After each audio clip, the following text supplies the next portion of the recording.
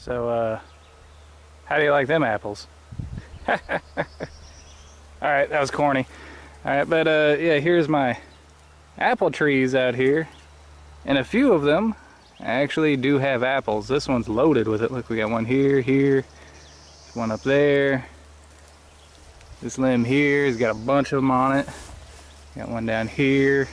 Just all over this one. Tons and tons of apples on this one. Yeah. This is a Granny Smith apple tree.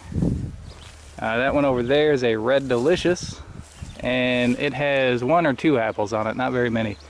That one over there is a Red Delicious too. They didn't bloom that well this year. This one over here, this is an Arkansas Black. As far as I know, it didn't bloom at all, so no apples there. And the weird one is my crabapple tree here. Now, this is an ornamental crabapple, but I've been using it as a pollinator because it works too. And for the first time ever, this one didn't bloom at all. Usually these are really, really heavy pollinators, but you can still see the only thing on it is last year's little shriveled up crab apples. Nothing from this year. So anyways, it looks like our Granny Smiths are doing fairly well. We got about 3 of them that are gonna have apples this year, and then the one Red Delicious has 1 or 2 apples on it. But anyways, we are out squirrel hunting. It is spring squirrel season, and as you might imagine, we got the Benjamin Model 392 22 caliber multi-pump pneumatic air rifle to hunt with. This thing has been great over the years. It's a classic, and we're gonna see if we can't get a squirrel.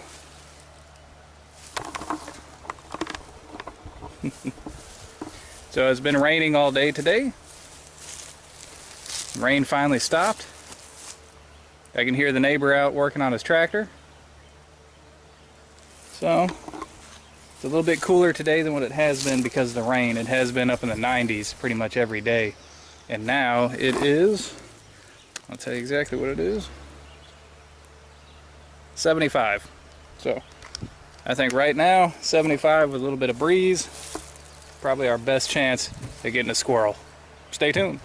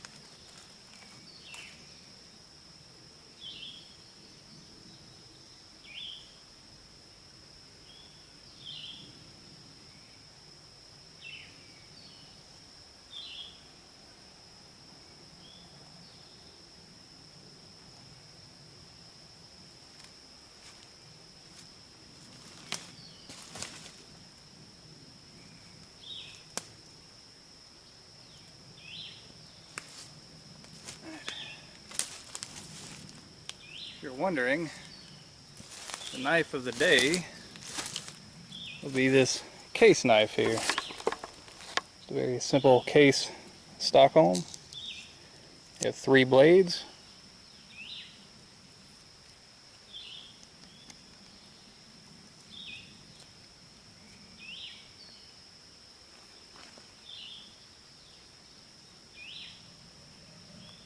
Classic outdoor knife. Alright, so I was sitting over there on the other side of that downed tree. This squirrel was up in these branches here, and after the shot he dropped right here. So that shot distance looked a lot further just because of the angle, but it was actually about 20 or 25 yards, which is pretty ideal for the .392 here. So here's our squirrel, nice big gray squirrel. You can see the shot placement there right behind the front shoulder. That's pretty good. If we flip him around here, you might be able to see the exit wound. So the pellet went all the way through. Got plenty of power. Alright, so nice clean hunt. Let's get this guy out of here and get him cleaned up for the pot.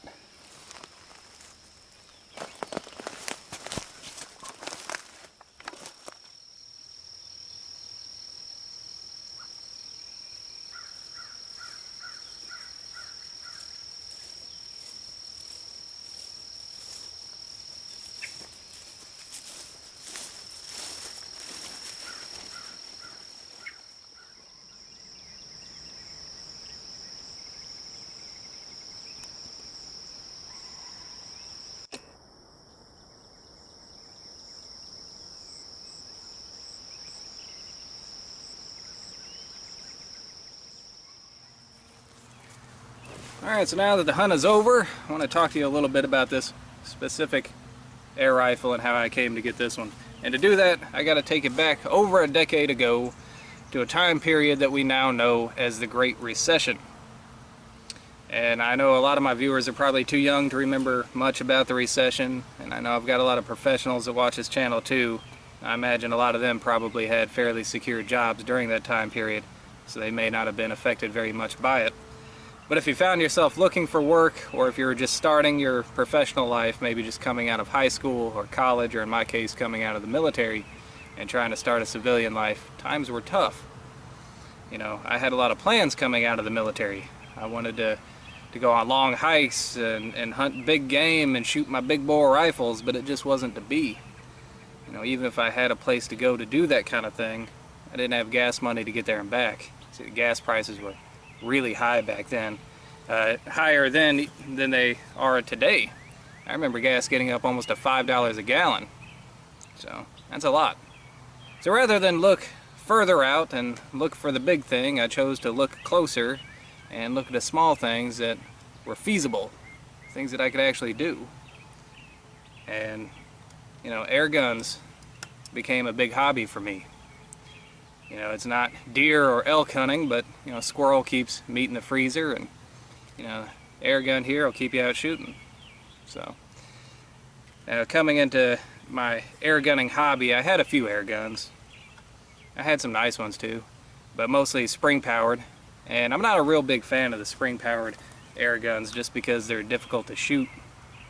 It's not like shooting a regular firearm, it's sort of its own skill set. They're very sensitive on how you hold them. And with a multi-pump pneumatic, you don't have that, or a pre-charged pneumatic. But pre-charged pneumatics typically are fairly expensive. And, you know, the multi-pump pneumatics are a lot cheaper. So, and they're also pretty versatile too. One thing that you can do is you can work up a load with one of these. Now that's a term that mostly people who shoot muzzleloaders are going to be familiar with. But in short, your rifling and your barrel will stabilize a wide variety of projectiles, but it'll do it best with the best accuracy at a very specific pressure or velocity, if you want to think about it like that. So what you do is, say with a 50 caliber muzzleloader, you load in your minimum powder charge, say 50 grains of black powder. and you shoot a group, say 5 shots, and at 20 yards, 25 yards or so, you'll see, you may get like a 10-inch group, something about like this. And then you load in 5 more grains of powder, so 55 grains of powder, and you shoot a group with that, and your group size will probably shrink down to maybe 8 inches. And you keep doing that just in 5 grain increments until your group size shrinks down to your maximum accuracy. And then as you load in more powder, it'll actually start to open back out.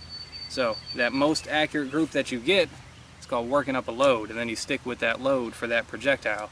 And you can do that same thing with a multi-pump pneumatic. Now, it's not quite as dramatic. You may not see as big of a result as you get with, say, a muzzle loader or hand loading for a powder burning rifle, because 5 grains of powder is going to be a lot more dramatic than 1 or 2 pumps of air.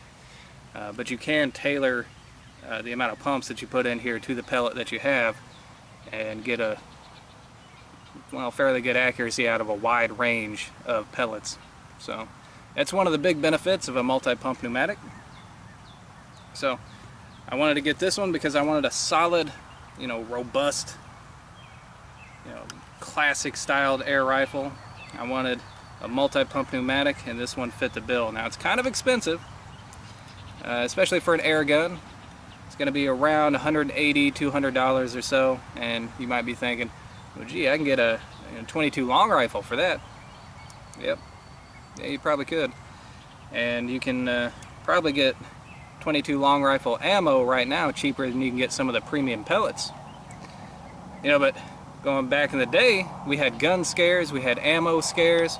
Sometimes you couldn't find that kind of stuff, but one thing that was never affected were air rifles and pellets. You could always find those on the shelves in the sporting goods store. So there was a lot of great benefits to having one of these during that time period, and I still love to take it out and shoot it today. Now, for a long time, this was my constant companion out in the woods, and you might see this thing still looks like it's in great shape. Ain't hardly a scratch on it. You might see a few.